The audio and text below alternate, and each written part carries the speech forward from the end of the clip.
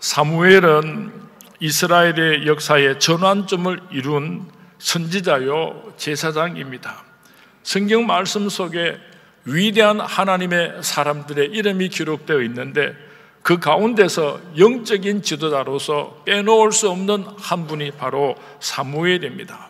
사무엘은 가정에서 어떻게 길러서 이렇게 하나님의 도구로 귀하게 쓰임받는 축복받은 아들이 될 수 있었는가? 사무엘의 가정을 살펴보면서 우리 함께 은혜를 나누기를 원합니다.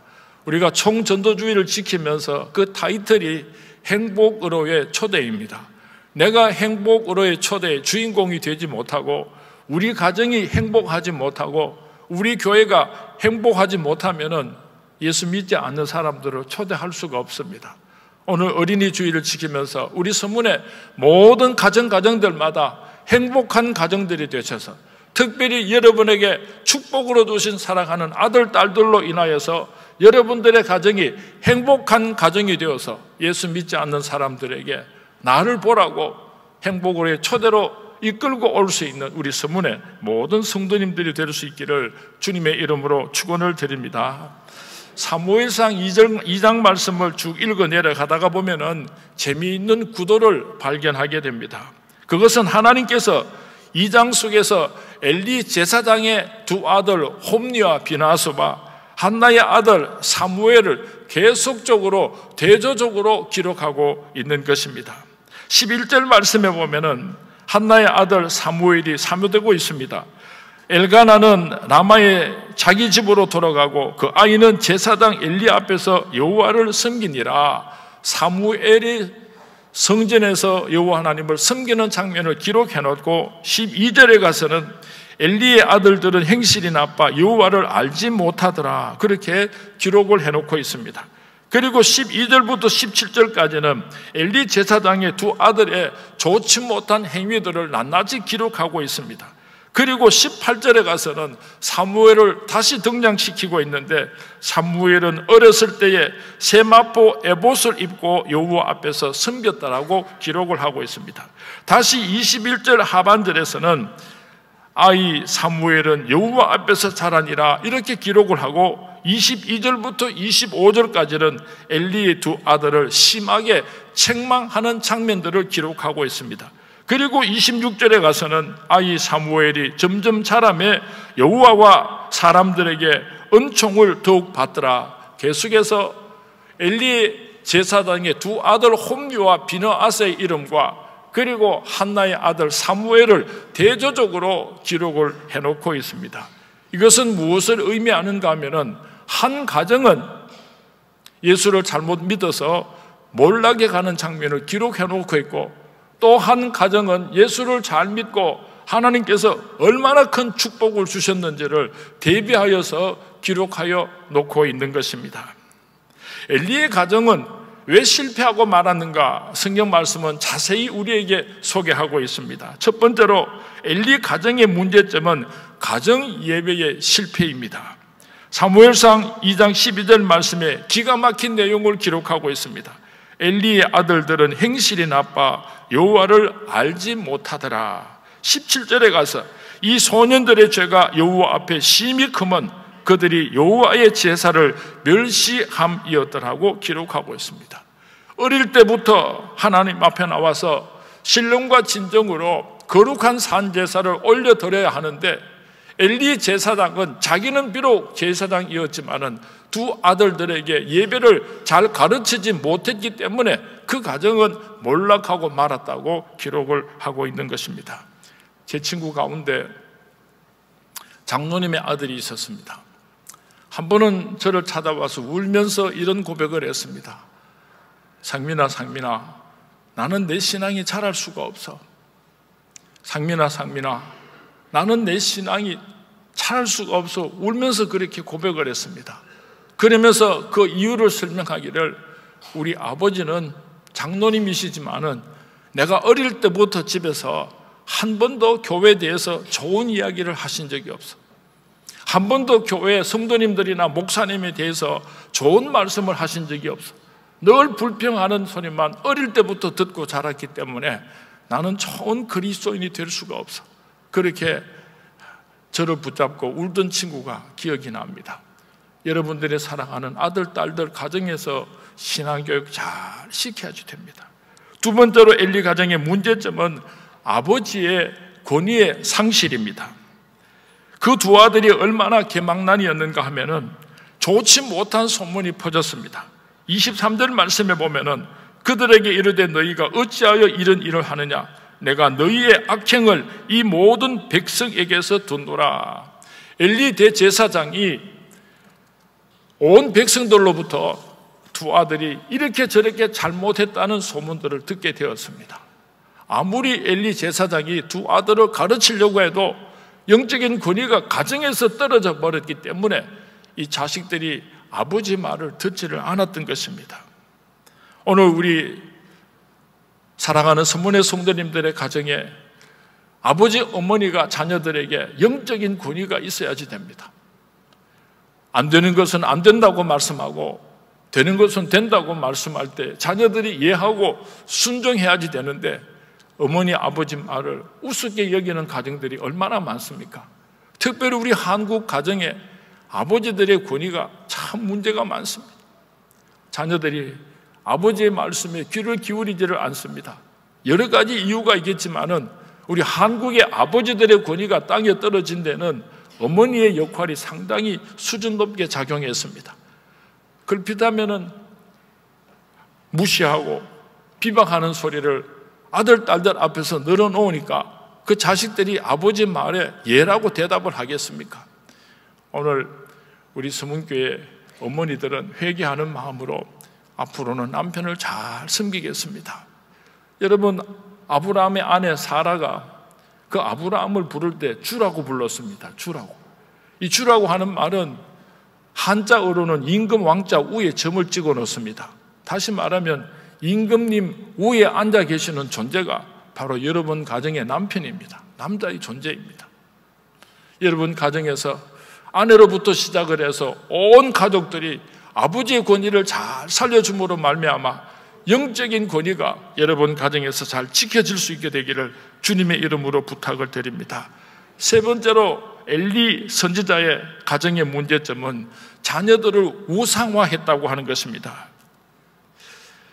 사무엘상 2장 29절 말씀에 보면은 너희는 어찌하여 내가 내 처소에서 명령한 내 재물과 예물을 밟으며 내 아들들을 나보다 더 중히 여겼느냐고 하나님께서 책망을 하고 있습니다. 하나님께 드려야 할 온전한 재물들을 두 아들이 먹고 마음대로 유린을 할 때에 그것을 말리지 않고 아이고 잘 먹는다, 알고 잘 먹는다. 그 아들이 그렇게 귀여웠던 모양입니다. 엘리 제사장에게 있어서도. 아마 여러분 가정에서도 하나님보다도 아들, 딸들이나 손자, 손녀가 더 소중하게 우상화되어 버린 그런 가정들이 많이 있을 줄 압니다.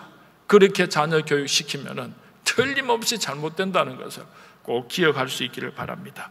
그런가 하면은 한나는 사랑하는 아들 사무엘을 어떻게 길러서 이렇게 위대한 하나님의 사람으로 길러낼 수가 있었는가? 오늘 성경 말씀은 우리에게 몇 가지로 교훈을 주고 있습니다. 첫 번째로 어릴 때부터 예배의 소중함을 잘 가르쳐 주었습니다. 18절에 보니까 사무엘은 어렸을 때에 세마포 에봇을 입고 여호와 앞에서 섬겼더라. 얼마나 엘리 제사장의 두 아들과 대조가 되고 있습니까?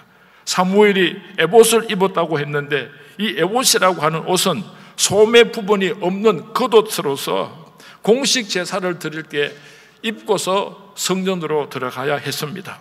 대제사장의 에봇은 갖가지 아름다운 실로 술을 놓았지만은 일반인들은 흰색의 세마포 에봇을 입고 성전으로 들어갔었습니다. 오늘 우리 교회 어린 아이들이 2부 예배 때 하나님께 얼마나 아름다운 예배를 올려 드렸는지 모릅니다. 유치부 아이들부터 시작해서 이 강단 위에 올라와서 그렇게 찬양을 하면서 율동을 하면서 아름다운 옷을 입고 하나님께 영광을 올려 드렸습니다. 그 아이들이 예배를 알면은 얼마나 많이 알겠습니까? 그러나 부모님들이 주님 전에 올라와서 하나님 앞에 예배 드리는 것을 어릴 때부터 잘 가르치면은 하나님께서 그 자녀들에게 복의 복을 더하여 주실 줄로 믿습니다. 여러분 가정의 자녀들을 철저하게 예배를 드릴 수 있도록 헌금을 드릴 때는 이렇게 드려야지 된다. 기도를 올려드릴 때는 이렇게 기도를 해야지 된다. 찬양을 드릴 때는 이렇게 찬양을 올려드려야 된다. 우리 아버님, 어머님들이 자녀들의 손을 꼭 붙잡고 철저하게 가르쳐 주시기를 주님의 이름으로 부탁을 드립니다. 한나는 사랑하는 아들 사무엘을 성전에서 길렀습니다. 하나님께서 나에게 아들을 선물로 주시면은 나는 그 아들을 성전에 바치겠습니다. 성전에서 기르겠습니다 하고 서원하였고, 하나님께서 그 아들을 선물로 주셨을 때 그 약속을 지켰던 것입니다. 성전에서 자라게 한다고 하는 말씀의 의미는 자녀들을 전적으로 하나님께 맡긴다는 것을 의미하는 것입니다. 사무엘은 어머니의 젖을 떼자 성전에서 살게 되었습니다. 그는 성전에서 자라면서 어떻게 하나님을 경외하는가를 배웠습니다. 성전에서 자라면서 사람과 사람 인간관계는 어떻게 해야 되는지를 배웠습니다. 성전에서 자라나면서 사무엘아 사무엘아 하나님의 음성을 들었습니다. 신비한 인물로 자라나게 되었습니다. 이 놀라운 시대적인 사명을 감당하는 위대한 하나님의 사람으로 성전에서 길리움 받았던 것입니다. 사랑하는 여러분의 자녀들이 성전과 가까이 할 수 있도록 지도해 주시기 바랍니다. 공부해라 뭐해라 자꾸만 그렇게 체급만 하지 마시고, 여러분의 아들 딸들이 교회 간다 그러면 얼른 보내주시기 바랍니다. 우리 교회에서는 여러분들의 사랑하는 아들 딸들을 책임지고 잘 기르도록 최선을 다하겠습니다. 한나는 사랑하는 아들 사무엘을 기르면서 눈물로 기도하는 어머니였다는 것을 기억하시기 바랍니다. 한나는 사무엘을 위하여서 누구보다도 열심히 기도했던 사람입니다. 아들을 얻기 위하여서 밤을 새우고 서원하고 통곡하면서 기도했던 사람입니다. 자녀를 기르면서도 한평생 그의 눈에서 눈물이 마르지 않은 기도하는 어머니였습니다. 제가 목회를 하다가 보면은 아이들을 제대로 잘 돌보지 못할 때가 있습니다. 어떨 때는 일주일에 한 번 들어갈 때도 있고, 또 어떨 때는 열흘에 한 번 집에 들어갈 때도 있습니다. 그러다가 보면 집에 들어가서 참 미안할 때가 많습니다. 큰딸을 키울 때는 제가 그렇게 하지를 못해서 늘 마음이 아픈데, 둘째 딸 애실이가 초등학교 1학년 때부터 자라날 때에 제가 좀 늦게 집에 들어가면 애실이 방으로 들어갑니다. 곤히 잠을 자고 있는 애실이의 머리에 손을 얹고 제가 축복 기도를 해줍니다. 하나님 사랑하는 딸 애실이를 지켜주시기 바랍니다. 이 타락하고 부패한 세상 속에서 예수님의 사랑의 향기가 되기를 원합니다. 우리 사랑하는 딸을 지켜주세요. 막 그렇게 간절하게 머리에 손을 얹고 눈물을 펑펑 쏟으면서 축복 기도를 해주면 자던 애실이가 눈을 뜹니다. 아빠 뭐해? 내가 너를 위해서 지금 기도하는 거야. 그러면 다시 도로 눈을 감고 자는 척 하는데, 제가 한참 기도하다가 보면은 제 사랑하는 딸의 눈에서도 눈물이 흐르는 것을 제가 느낄 수가 있었습니다. 똑같은 두 딸을 키우면서 첫째 딸을 키울 때는 제가 좀 철이 없었어요. 두 번째 딸을 키울 때는 그렇게 눈물로 축복 기도를 하면서 길렀더니요, 얼마나 잘 되는지 몰라요. 얼마나 착하게 잘 크는지, 얼마나 형통한지 모르겠어요. 여러분들의 자녀들을 위해서 기도할 때에 골방에 들어가서 자녀들이 모르게 기도할 수도 있겠지만은 여러분의 사랑하는 아들, 딸과 손자, 손녀들 방에 들어가서 잠을 자고 있는 그 아이의 머리 위에 손을 얹고 엉엉 울면서 축복 기도하시기 바랍니다. 그렇게 축복 기도한 자녀들이, 손자, 손녀들이 절대로 잘못되지 않을 것입니다. 반드시 하나님께서 축복해 주실 것입니다. 혹시 그 아이들이 잘못된 길로 갔다가도 그 어머님의 기도를 못 잊어서 하나님 품으로, 집으로 돌아오게 될 것입니다. 여러분이 자녀들을 위하여서, 여러분들이 자손을 위하여서 얼마나 많은 눈물을 흘리느냐, 그 눈물의 양은 여러분들의 자손들이, 여러분들의 자녀들이 받게 될 축복과 비례하게 될 것입니다. 기도로 사랑하는 아들, 딸들을, 기도로 여러분의 사랑하는 후손들을 길러주시는 아버지, 어머니, 할아버지, 할머님들이 되어주시기를 주님의 이름으로 부탁을 드립니다. 한나는 가정에서 철저하게 신앙 교육과 함께 하나님의 말씀을 가르쳤습니다. 전통적으로 유대인들은 베드사이드 스토리라고 해가지고 어린 아이들이 가정에서 태어나자마자 잠자기 전에 그 아이를 붙잡고 하나님의 말씀을 읽어주고 가르쳐 줌으로써 교육을 시작한다고 합니다. 유대인들은 3살부터 5살이 되면은 자신들의 언어인 히브리어를 철저하게 가르치고 5살부터 10살까지는 그들의 성경인 모세오경, 토라를 열심히 가르칩니다. 10살부터 15때까지는 미시나라고 하는 성경 말씀을 엄격하게 가르치고 15살이 넘어서게 되면은 탈무드라고 하는 그들의 책을 가지고 철저하게 가정교육을 시킵니다. 사무엘이 된 것은 사무엘이 특별한 사람이었기 때문이었던 것이 아니라 유대인들은 이렇게 철저하게 가정교육을 시킴으로 말미암아 오늘 세계에서 가장 으뜸이 되는 민족이 될 수 있었던 것입니다. 한나는 언제나 확신을 가지고 자녀를 양육했습니다. 이 아들은 하나님께서 내게 준 선물이다. 하나님께서 반드시 이 아들을 축복해 주실 것이라는 믿음이 있었습니다. 여러분들에게도 이 믿음이 있었으면 좋겠습니다. 우째 하다가 그렇게 태어난 아들, 딸들이 아니고 하나님께서 약속하시고 하나님의 예정 가운데 축복하시기 위해서 이 마지막 시대에 사용하시려고 예정하시고 하나님께서 여러분의 가정에 선물로 주셨습니다. 이 믿음을 가지고 아이들을 기를 수 있기를 바랍니다. 한나는 사무엘에게 사무엘, 너 자신이 누구인 줄 아느냐? 분명하게 사무엘이 누구인지를 알도록 가르쳤습니다. 너는 하나님께서 우리 가정에 선물로 주신 아들이야. 너는 눈물로 기도하고 얻은 아들이야. 너는 하나님께서 택하신 하나님의 거룩한 아들이야. 하나님께서 너를 축복하고 하나님께서 너를 반드시 들어서 사용하실 것이야. 너는 하나님의 아들이야. 이 세상 어디 가서도 내가 하나님의 아들이라고 하는 자부심과 긍지를 가지고 살아야 한다고 어릴 때부터 그렇게 사무엘을 가르치고 또 가르쳤던 것입니다. 우리들도 사랑하는 아들, 딸들을 여러분 가정에서 기르실 때에 누구인지를 분명하게 가르쳐 주었으면 좋겠습니다. 이 세상 사람들 속에서도 너는 구별된 하나님의 아들이라는 것을, 하나님의 딸이라는 것을 확실하게 알고 살아갈 수 있도록 가르쳐야 하는 책임이 우리에게 있는 것입니다.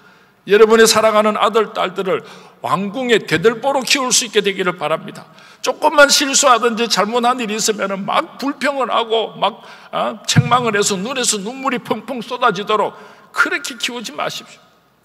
원로 목사님 뒤에 앉아 계시지만은요, 저는 어릴 때부터 아버님께서 저를 이렇게 길러주셨습니다. 내가 사소한 일이라도 잘못한 줄을 알고 미안해하면은 아버님께서는 모른 척 해주셨습니다. 아무리 작은 일이라도 내가 잘못을 해놓고도 그 잘못을 모르고 있을 때는 저를 아버님 방으로 불러서 어릴 때는 회초리로 때리시고 중고등학교 때는요, 제가 몽둥이도 맞았던 사람입니다. 내가 잘못을 모르고 있을 때는 그것을 알게 하시려고 엄격하게 채찍질을 하시고 아무리 큰 잘못을 했어도 내가 그것을 알고 괴로워하고 미안해하고 어쩔 줄 모르면은요, 아버님께서 모른 척 해주셨어요. 그래서 오늘 성문교회 목사가 되지 않았는가, 저는 그렇게 생각합니다. 여러분 가정에서 별거 아닌데 말이지, 뭐 조금 잘못했는 것 같고 요놈의 자식이 막 하고 화를 내고 욕을 하고 그러니까 아이들이 찌부러져가지고 활짝 피지를 못하고 왕궁의 대들보가 되지 못하고 옹졸하고 치사해져 버리는 경우가 얼마나 많은지. 너희만 하나님의 아들이야. 너희만 너는 하나님의 딸이야. 하나님의 영광을 위해서 귀하게 쓰임받기를 원한다. 축복해 주시는, 칭찬해 주시는 우리 성문의 모든 부모님들이 되어주시기를 주님의 이름으로 축원을 드립니다. 한나는 정기적으로 사랑하는 아들을 찾아가서 만났습니다. 어린 사무엘을 성전으로 보내어놓고 한나는 매년 성전으로 올라갈 때에 빈손으로 가지 않고 옷을 만들어서 사랑하는 아들을 찾아갔습니다. 그 아들을 붙들고 그 아들의 이야기에 귀담아 들어주었습니다. 위로해 주었습니다. 새로운 용기도 북돋워 주었습니다. 여러분 가정에서 여러분들의 자녀들과 좀 깊은 이야기를 나눌 수 있었으면 좋겠습니다. 껍데기만 밥 잘 먹었나 어떠나 그렇게 하고 끝이 나는 것이 아니라 밤을 새면서 이야기도 해보고 마음속 깊이 들어있는 참 누구에게가를 말하고 싶지만은 말하지 못하고 있는 한 맺힌 이야기들도 좀 들어줄 수 있어야지 됩니다. 제가 얼마 전에 오늘 우리 애실 이야기를 참 많이 합니다. 우리 둘째 딸 애실이랑 같이 며칠 여행을 하면서 제가 깜짝 놀랐습니다. 자기 속에 있는 이야기를 내어놓기 시작을 하는데 힘들었던 이야기, 억울했던 이야기, 마음에 상처를 입었던 이야기, 여러 가지 이야기들을 풀어내어 놓는데요, 제가 얼마나 놀랐는지 몰라요. 얼마나 미안했는지 몰라요. 그리고 얼마나 고마웠는지 몰라요. 사랑하는 딸의 마음속에 이런 아픔이 있었구나, 이런 힘들고 어려운 일들이 있었구나, 그것을 깨닫고 나서요 얼마나 미안했던지 몰라요. 여러분 자녀들하고 좀 깊은 영적인 대화를 나누어 볼 수 있게 되기를 주님의 이름으로 부탁을 드립니다. 마지막으로 한나는 사무엘을 하나님께 맡겼다는 것을 꼭 기억하시기 바랍니다. 사무엘은 한나에게 있어서 이 세상 그 무엇보다도 귀중한 존재였습니다. 눈에 넣어도 아프지 않을 그런 사랑하는 아들이었습니다. 그러나 한나는 그 아들을 하나님께 맡겼습니다. 사무엘상 1장 28절 말씀에 보면은 그러므로 나도 그를 여호와께 드리되 그의 평생을 여호와께 드리나이다 하고 그는 거기서 여호와께 경배하니라. 이제 한나는 자기가 해야 할 최선을 다한 후에 하나님께 사랑하는 아들을 맡겼던 것입니다. 옛말에 사람은 12번 된다는 말이 있습니다. 무슨 말인가 하면은 때로는 말을 잘 듣고 그렇게 잘 크다가도 또 휙 뒤집어져 가지고 속썩이고 애를 먹이다가 또 그러다가는 또 바로 되어 가지고 부모 말씀도 잘 듣고 착하다가 또 휙 뒤집어지고 삐뚤어지기도 하고, 그렇게 12번은 뒤집어야 비로소 온전한 아들이 되고 딸이 된다는 옛날 말이 있습니다. 사랑하는 수모의 성도님, 오늘 여러분의 사랑하는 아들, 딸들이 속을 썩이고 애를 먹이고 있습니까? 뜻대로 잘 자라주지를 않고 있습니까? 너무 낙심하지 마시기 바랍니다. 아직도 기회는 얼마든지 있습니다.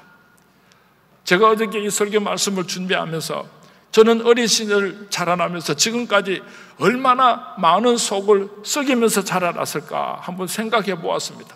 12번이 아니라 수백 번 뒤집으면서 그렇게 오늘에 이르게 되지 않았는가, 저 자신을 돌아보았습니다. 참 자식이 부모님을 이해한다는 게 어쩌면 불가능할는지도 몰라요.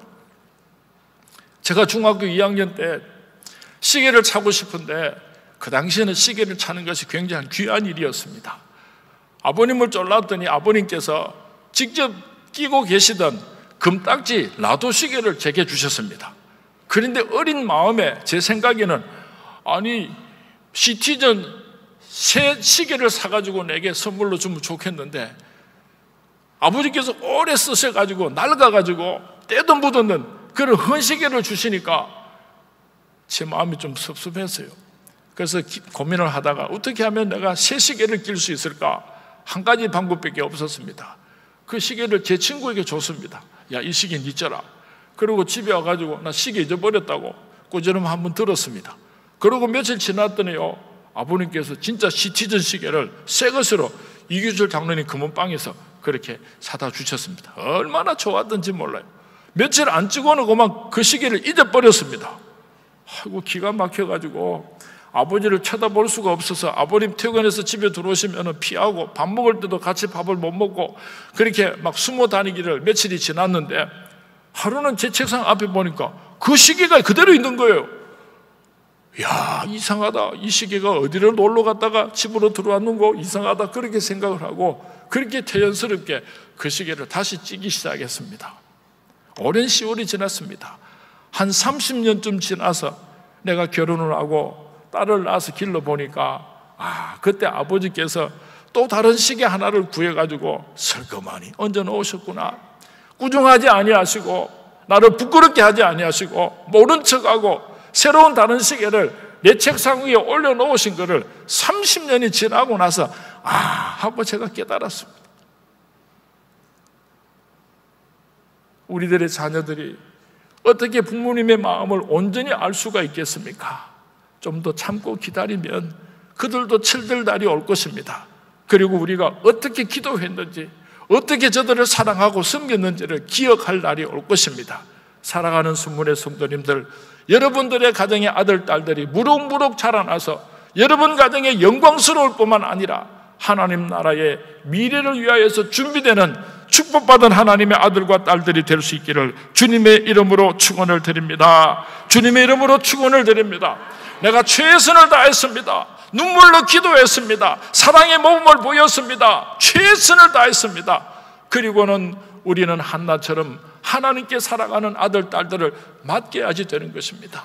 하나님, 내가 할 일은 내가 다 했습니다. 이제 하나님께 맡깁니다. 하나님께서 우리 가정에 선물로 주시지 않습니까? 하나님께서 살아가는 아들, 딸들을 축복하시고 인도하여 주실 줄로 믿습니다. 내 사랑하는 아들, 딸들을 축복하시고 인도하여 주시옵소서 기도하면서 하나님께 맡길 수 있게 되기를 바랍니다.